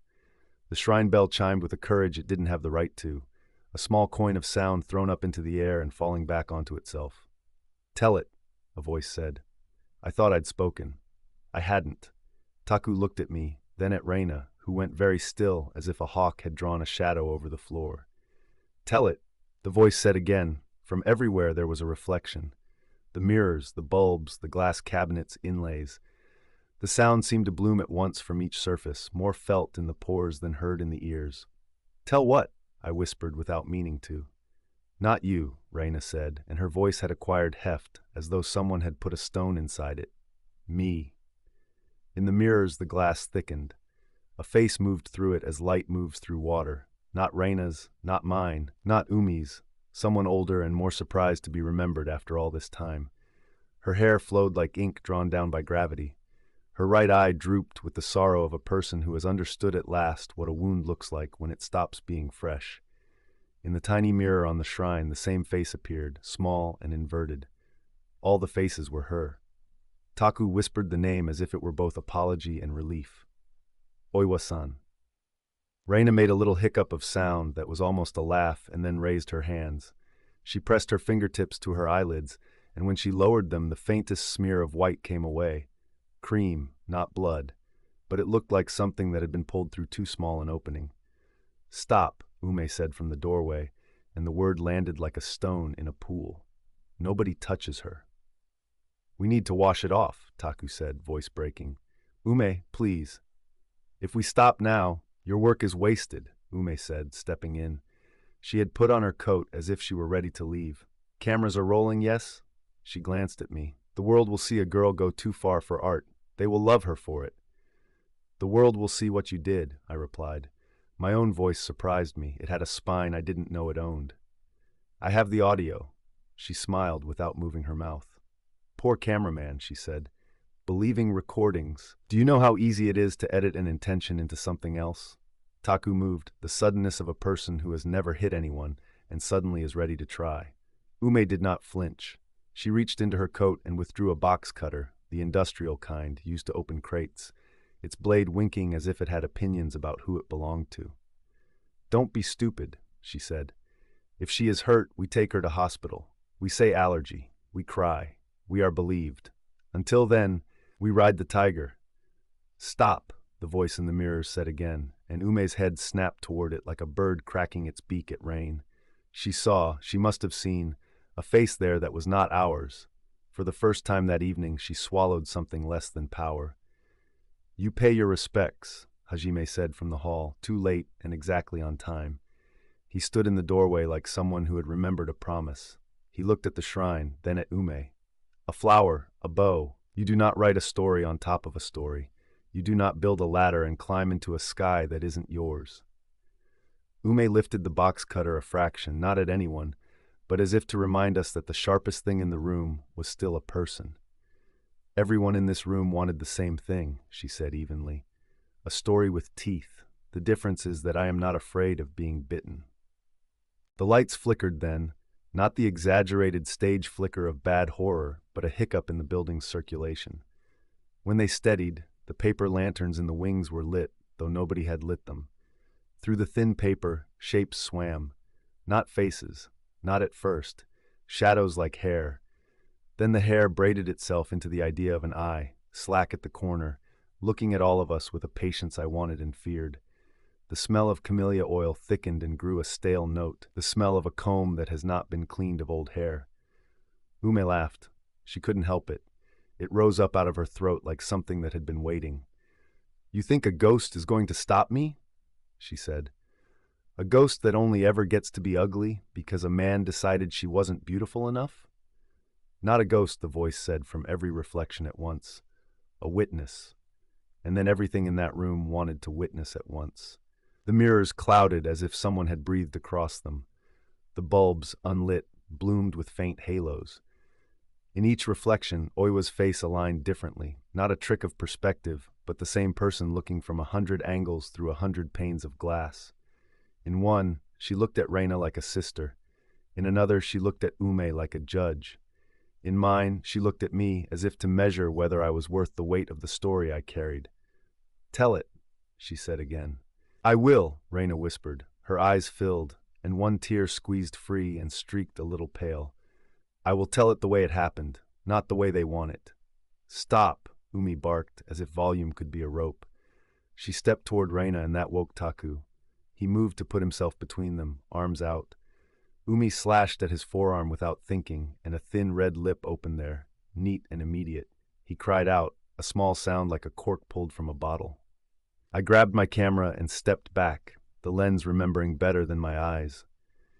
Hajime swept in, fast for an older man, hands wide. He seized Ume's wrist, and for a moment the two of them stood like a living woodcut, the director with the blade, the caretaker with the grip of someone who has held feverish children through the night. She hissed and twisted, and he held on longer than he should have. Then his fingers slipped in her sweat, and she tore free. She ran. The building knew how to have a chase. The corridors funneled Ume toward the stage, whether she chose that or not. We followed, not heroes, just people who don't know what else to be. Ume mounted the steps, box cutter flashing, hair finally admitting it was a mess. She moved under the lanterns that had lit themselves, and her face lifted to their glow. In each paper orb, a face looked down, hers, ours, the other one that did not burn but remembered. "Are you happy?" Ume shouted, not at us, at the roof, at the place stories think is the sky. "Is this what you wanted? To be the only thing anyone ever knows me by? To be the ugly person in their mouth?" Her voice cracked, and in it, for a threadbare second, there was a girl who had wanted to be believed and thought pain was the price of attention, because that was what the world had taught her. On the stage, the set house yawned open, its sliding door a square of black. Ume stood in the doorway in the exact position the blocking had shown Reina earlier, and wavered between in and out. The lantern directly above her thrummed. It lowered a hand's breadth, then another, its string unreeling like a vein being pulled. The paper belly brushed her hair. Through it, a face looked at her. It was Oiwa, and for the first time, Ume's body understood surrender. Her mouth made a small shape like the letter O. She took one step back into the house, and the paper door, pulled by gravity or history, slid shut across her. It did not slam. It made a sound like whispering cloth. We stood and waited for the scream that would validate our fear. It didn't come. It was worse. A sound like comb teeth through hair, done slowly and slowly again. The kind of sound that is soft until you imagine what it is doing to the thing it moves through. Ume, Hajime called, gentle. He reached for the door. It held, not locked, merely heavy with expectation. He slid it open. Beyond was only set. The empty chamber, the low table, the blank mirror hung to be imagined by acting eyes. The lanterns above were still. Ume stood in front of the mirror that wasn't there, comb in hand. Not the prop comb, another black, long as a ruler, teeth like ticks.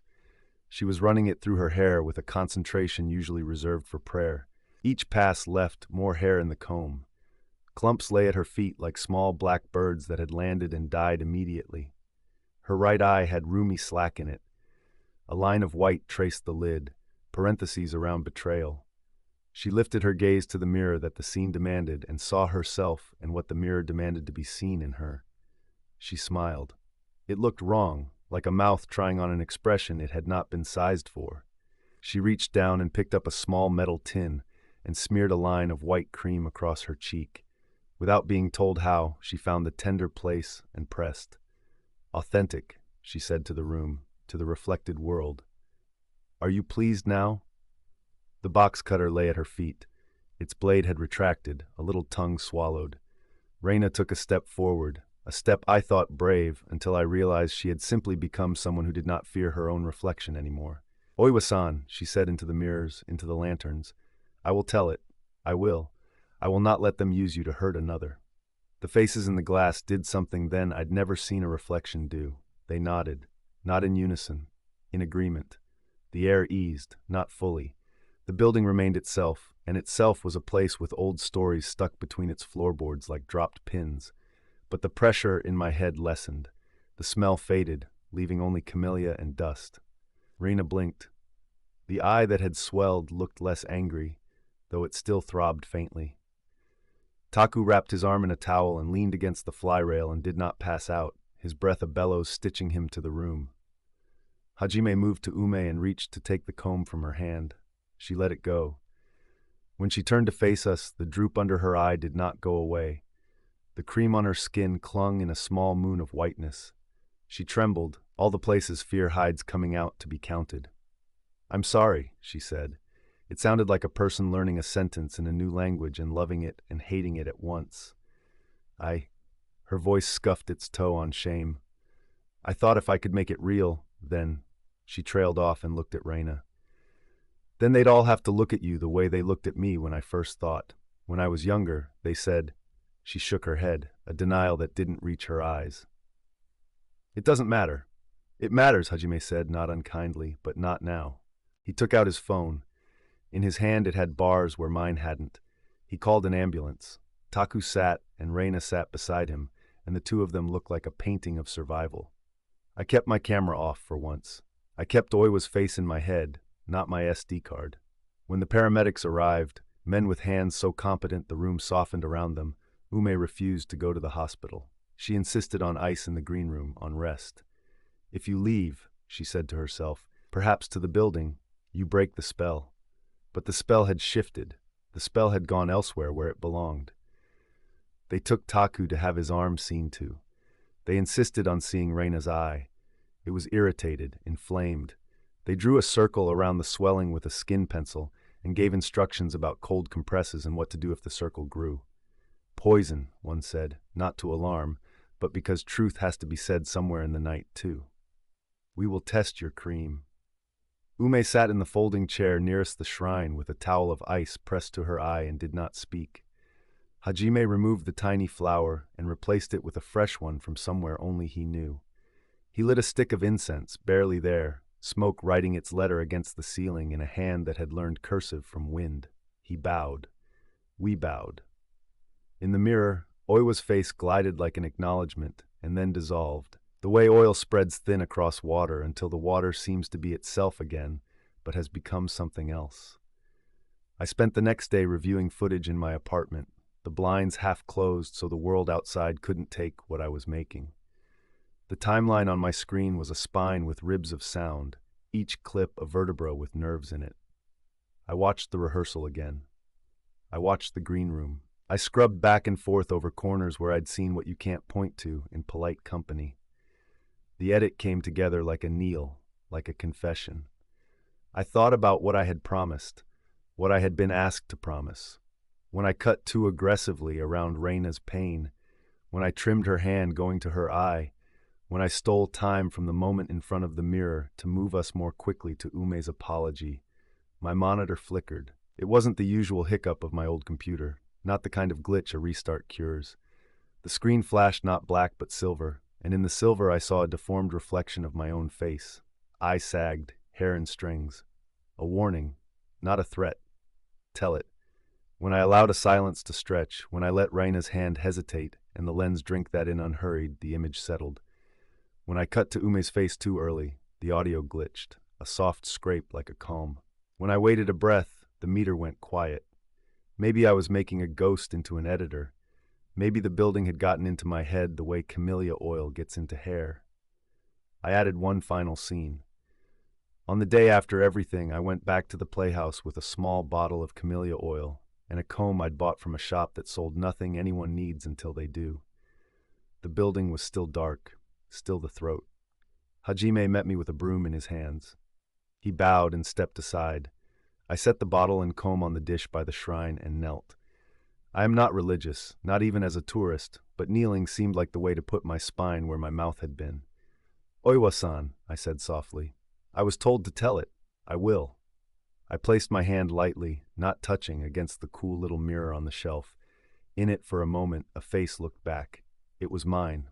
I wanted it to be mine. But in the very edge of the silver, I saw a rippling as though someone had just left, and the water had forgotten to go still. When I stood, I looked at the row of wigs. There were 11.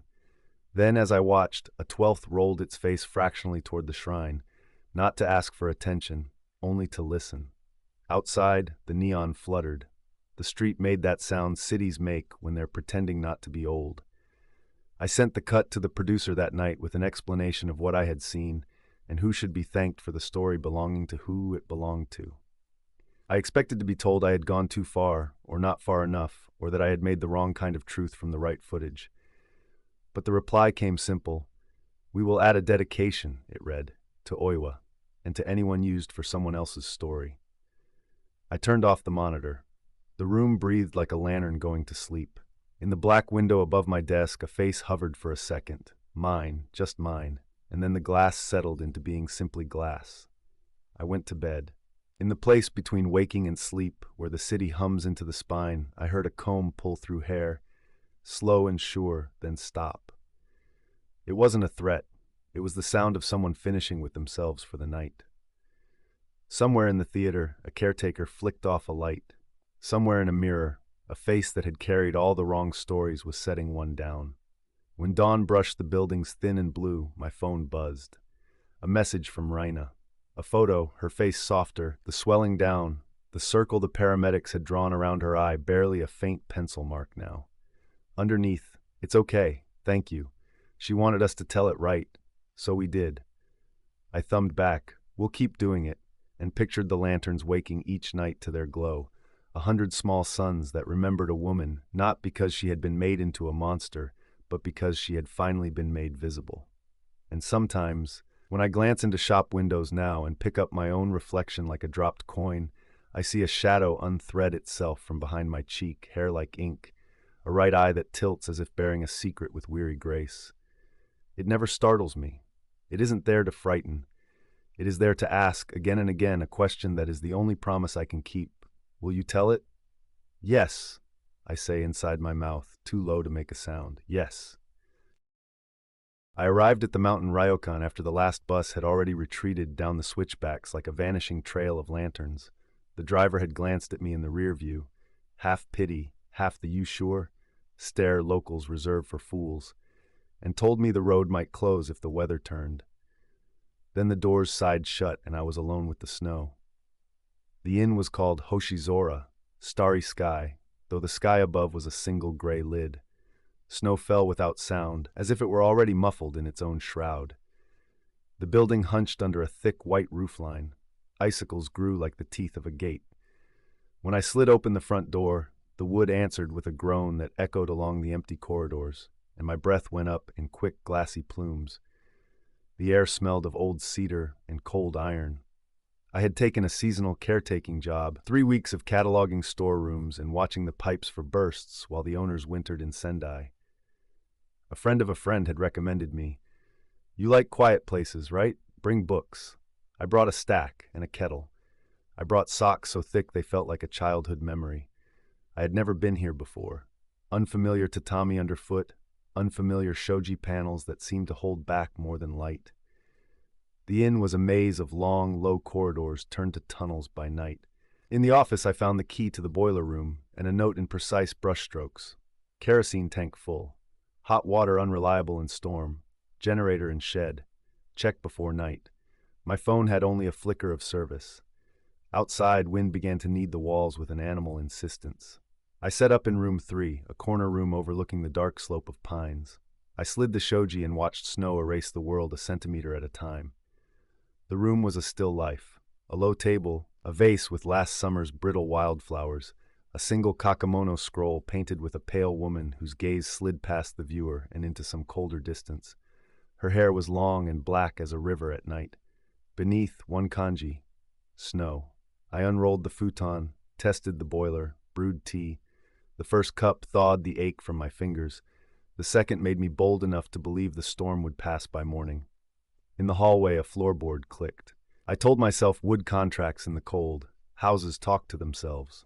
Still, I set my empty cup precisely in the center of the table, a marker for any movement I couldn't explain later. My breath slowed. My shoulders moved from ears to something closer to human. Then I heard it. A soft hiss, as if someone had whispered through a paper fan. Another click of wood, the low cough of the generator outside. I turned to the door and froze. A wet footprint pointed toward me on the polished threshold. Not the square print of a boot, but the delicate oval of a heel broadening to a bare forefoot, all toes visible. It steamed almost imperceptibly in the cold. I reached for the handle. It was so cold it bit my palm through the glove. The corridor beyond lay empty. Pale boards, closed doors, nothing but a slow fall of dust that looked like flecks of snow in the bad light. "Hello," I called, because human voices are spells we tell the dark. The inn exhaled. Somewhere a shoji whispered open and shut. I stepped into the hall. The footprint did not repeat. There was only one. The air had a smell, faint and invasive, like the breath off a snowbank under a streetlight, carrying iron and the ghost of a river. I stopped at the next room and slid the door a hand's width. The window paper was silver with frost feathers, their veins sharp as writing. I leaned closer and saw the pattern resolve into something too neat for accident. Lines looping back on themselves, the suggestion of a character. No, not that. Closer to a mouth, but also a square. Then the pattern blurred as my breath fogged it, and when the fog cleared, the frost had changed. In the corner of the window, faint, a single stroke, vow. I shut the door gently. Back in my room, the cup I had centered now sat an inch left of where I'd placed it. The slightest ring of frost circled the rim, a ghostly lip print. I stared until the room went out of focus and the little hairs on my arm lifted one by one, a field in wind. The generator died with a rattling sigh. Silence, complete and uncompromising, packed the hallways. The inn felt like a thing held underwater.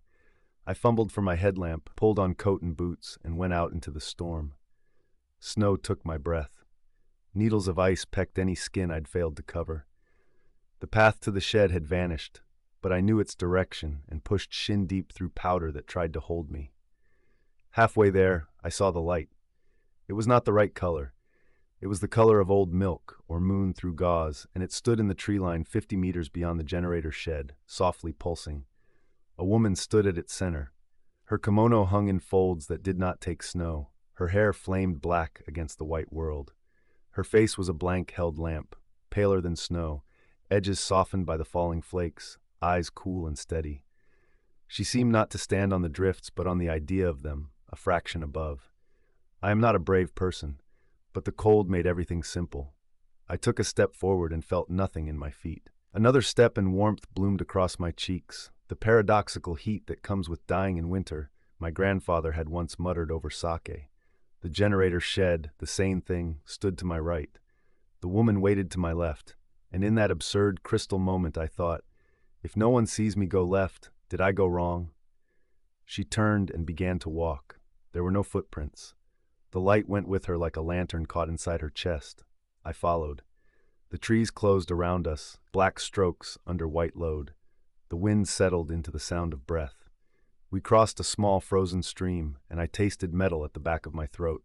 At the far bank, a low shape resolved out of snow, a hut, hunter's size, that should not have stood this far into the trees. The woman slid the door open with her long white hand, and the warm air that spilled out was as impossible as thunder in the dead of January. Inside, a stove burned low. The room smelled of cedar and something sweeter, the clean, empty perfume of frost. She gestured me in. I knelt on numb knees and held my hands toward the heat. Needles woke in my fingers. Pain climbed back into me like a returning tenant. "Thank you," I whispered, and it came out like a thread breaking. She tilted her head, studying me with a gaze so steady it felt like a hand. Her lips were the color of thin blood under ice. When she spoke, her voice was soft and carried a small echo, as if it had to travel across a snowfield to reach me. "You are too young to be left for the mountain," she said, "and your life has a gentleness." I almost laughed. My life did not feel gentle. Late bills, back spasms, a job with hours that stretched like old rubber bands. But the way she said it made me lower my head. "I will guide you back to warmth," she went on. "But you will not speak of me, not to a soul, not to a river, a mirror, or to yourself in a dream. If you break this, the mountain will call my name for you, and I will answer." I nodded too fast. "I promise," I said, and because the stove's heat had returned me to the world, those words were firm. She stepped close then, so close the air around me cooled with the nearness of her. She placed her fingers against my cheek. They did not sting. They drained heat like thirsty moss. "Go back," she said, and the room folded into snow. I woke on my futon to gray morning. The generator rumbled like a patient animal. For a while, the memory of the hut lay beside the memory of going out to check the shed, and I could not reconcile them. On the low table, my teacup had a faint milk-white ring inside it, as if someone had tipped the last swallow back into the porcelain and it had frozen there, found the pattern of the clay, and signed it. I did not tell anyone. I finished my 3 weeks in a hush deeper than the snows. When the road opened, I rode the first bus down. In the city, the cold became the civilized kind that gets in your bones but not your lungs. Spring came with its wet hands, and I let it wash the story out of me. In early summer, at a tea stand by the river, I met a woman. She carried herself like someone who had practiced being unnoticed, and then learned it was unnecessary. She laughed easily, not loudly. When she touched my wrist to hand me a napkin, her fingers were cool. "Yuki," she said when I asked her name. "Snow." I forgot to speak for a moment, then said what anyone would say. "Pretty name." She tilted her head as if she had heard the joke before, and still didn't mind it. We saw each other again. We walked under ginkgo trees that rained butter yellow in the fall. In winter, she wore no gloves but never complained. In spring, she called the first rain a kind of blessing and tilted her face up to meet it, eyes closed. I told myself I had dreamed the woman in the woods. I told myself there are many with pale skin and long hair and a way of standing that feels like a held note. We married in a small hall with strings of paper cranes. She took my hand and her fingers were warm. We were happy. We were the kind of happy you describe to no one, because it feels like a talent you cannot reliably demonstrate. Years went by like beads on a cord. It snowed some winters and didn't in others. I did not think of the vow. The night I broke it was in August. The city had been an oven for a week, the kind of heat that makes old men roll up their shirts and young couples in parks move under trees like tired cats. The window unit had given up a groan and died. We lay on the tatami in a spread of damp skin and linen and laughed at nothing, at the absurdity of existing in air this thick. Cicadas buzzed like an electrical problem outdoors. "Tell me a story," Yuki said. Any story? Something I don't know about you. I started with the high school fist fight I had won by mistake. I told her about eating bitter, unripe persimmons on a dare. Then, unspooling as easily as if I had always meant to, I told her about the mountain ryokan, about the footprint and the frost that looked like writing and the generator dying, about the woman in the trees. As I said the word snow, the air in the room noticed. The cicadas fell silent. The heat retreated from my skin as if someone had drawn a sheet of river water over me. The hair on my forearms prickled awake, not with sweat but with cold. The paper of the shoji stiffened and whitened, frost creeping from the corners like lace being laid on cloth. In the reflection on the blackened window, I saw my breath rise. I stopped speaking. The word I had just said hung in the air and broke like a whistle. Yuki sat up without pushing off the floor, as if some gentle pressure had lifted her. She turned, very slowly, and looked at me. I had always thought her eyes were dark brown. Now they were not dark. They were the pale of winter daylight before the sun rises, the color of all shadows smoothed. Her skin gathered the light and gave nothing back. Her hair moved though the air did not. "You promised," she said, and the words put frost on my tongue. "You promised me, in a hut with a warm stove, while your life answered its name and came back to you." The room folded itself around the sound. On the window, frost bloomed a second character, po broken.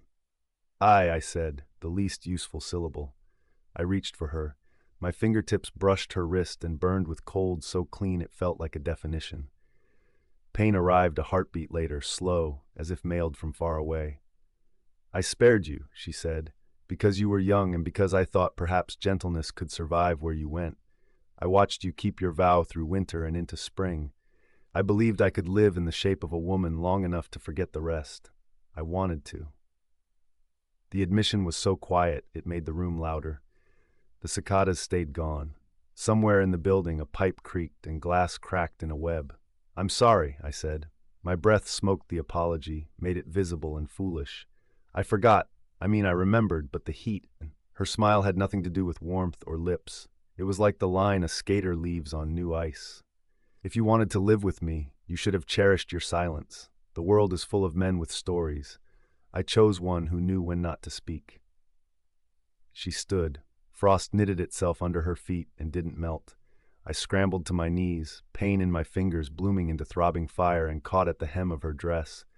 The fabric was not fabric, but snow packed so tightly it became a single thing. My hands stuck there, the skin freezing to it, and when I tore free I left a curl of myself behind. "Yuki," I said, because names are also spells. "Stay." Her eyes softened at the edges, a thaw that didn't reach the center. She leaned down until her breath touched my face and drew heat out through my eyes. "If we had a child," she said, almost to herself, "I could forgive you. I could let my promise to my kind be the one that broke. But we have only this, and you shattered it with a word." She turned to the window. On the other side, August had given up and become November. Snow banked on the balcony rail, and a fox stepped there without sound, looked in, and went on. In the glass I saw, for a heartbeat, two women, the one I married and the one who had led me back to life, sharing one outline as flicker shares a candle. "Where will you go?" I asked, a child's question. "Where it's cold enough to think," she said. "Where men keep their mouths shut because the wind prefers it." She slid the shoji with a hand that did not thaw the paper. The window beyond was open now, though I had latched it. Snow sighed in and settled on the tatami without melting. She stepped out.